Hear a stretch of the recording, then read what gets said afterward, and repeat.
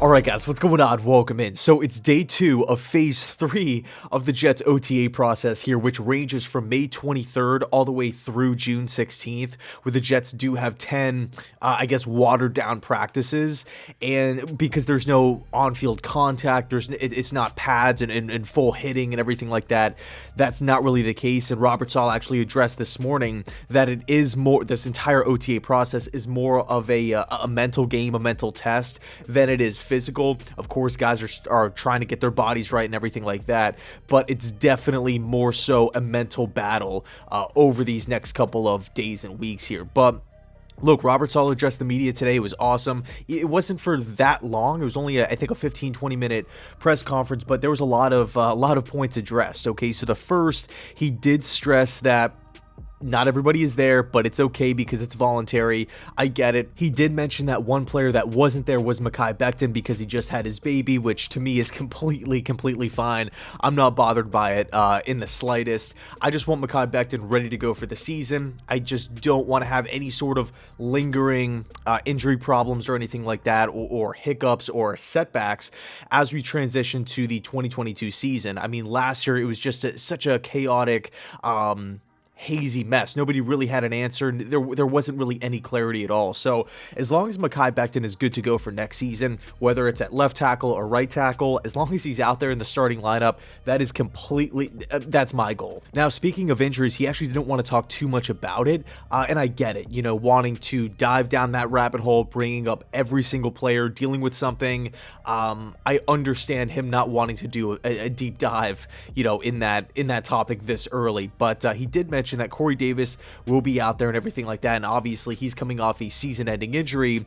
And the Jets, if we think back to Corey Davis, he was handpicked by this Jets front office and coaching staff over numerous wide receivers that were on the market.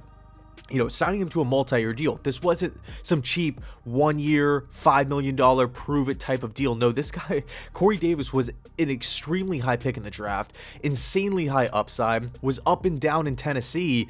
I feel like the Jets really love Corey Davis and his skill set. I wasn't really thinking he was going to be the top wide receiver target in last year's free agency class. He was actually one of the first guys that the Jets managed to scoop up. Okay, so look, if Corey Davis can come in, he's healthy, he's ready to go. I'm really hoping he could bounce back from last year's inconsistent and injury-filled season, okay? Because it was a pretty disappointing year from Corey Davis's standpoint, especially considering he was the number one. He wasn't really the number one go-to guy with the Titans, comes over to the Jets, and yes, he did make some plays, had some awesome moments, but there was the occasional drop and everything like that. So, I'm hoping, again, Corey Davis could come in ready to go, fully healthy, and just rock and roll this season. As far as the weak side linebacker position is concerned, this is another area where Saleh addressed both Jamien Sherwood and Hamza Nasruddin.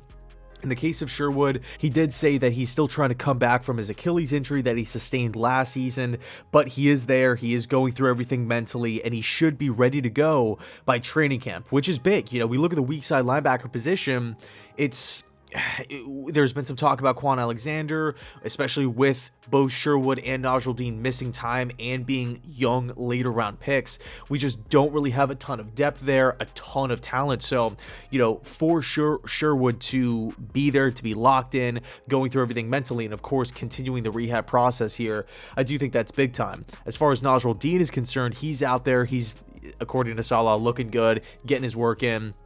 And both players supposedly look a lot bigger. They both got their bodies right this offseason. Now, Zach Wilson. According to Saleh, Wilson looks good, okay? Everything looks easier. He thinks he looks more confident. He looks physically bigger, and that's something that we've heard a lot. That he actually mentioned that the tone of his voice is louder this go-round as opposed to last year, and he kind of tied that to him just being more confident, him knowing what's happening, knowing where to go with the football, just knowing what to do, and what the quarterback position calls for. And that's really, it's obvious, number one, but number two, it's really important.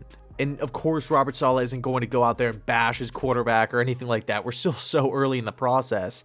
And even if Zach Wilson was struggling big time, I don't think Saleh would go out there and say, oh yeah, Zach needs to pick it up or anything like that.